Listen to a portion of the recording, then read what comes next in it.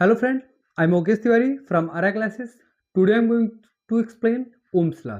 आज हम Ohm's Law में आपको ये बताते हैं कि क्या Ohm's Law जो वोल्टेज और करंट होता है, क्या ये इनमें क्या रिलेशन होता है और ये कैसे एक दूसरे से कांटेक्ट में रहते हैं, कैसे एक दूसरे से कनेक्ट रहते हैं, क्या इनमें रहता है कि ये दोनों बहुत ही ज़्यादा क्लोज रहते हैं, कांटेक्ट में एकदम रहते हैं।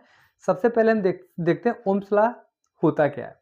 Ohm's Law state that the electric current flowing through a conductor is directly proportional to the voltage across it if the temperature remain constant।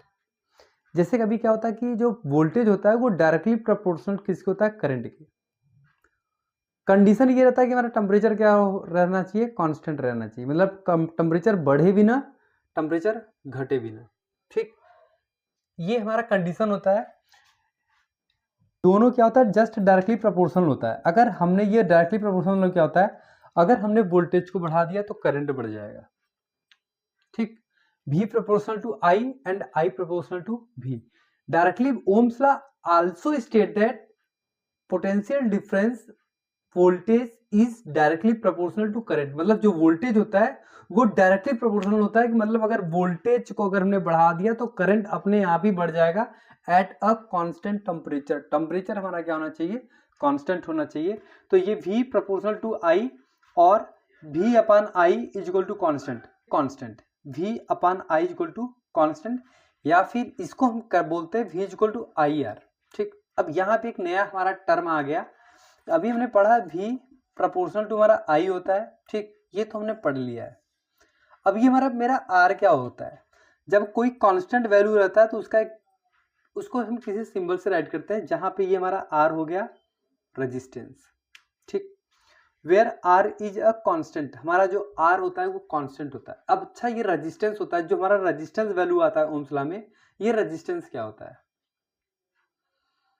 ये क्या यूज होता है रेजिस्टेंस। अगर हम किसी कंडक्टर में अगर हम रेजिस्टेंस बढ़ा दें उसकी, तो उसमें क्या फर्क होता है, करंट में क्या प्रॉब्लम आता है, वोल्टेज में क्या प्रॉब्लम आता है, और ये रेजिस्टेंस क्या करता है, ये करंट को अपोज करता है कि करंट को फ्लो करने में हेल्पफुल होता है। ये रेजिस्टेंस क्या होता है उसको हम देखते हैं।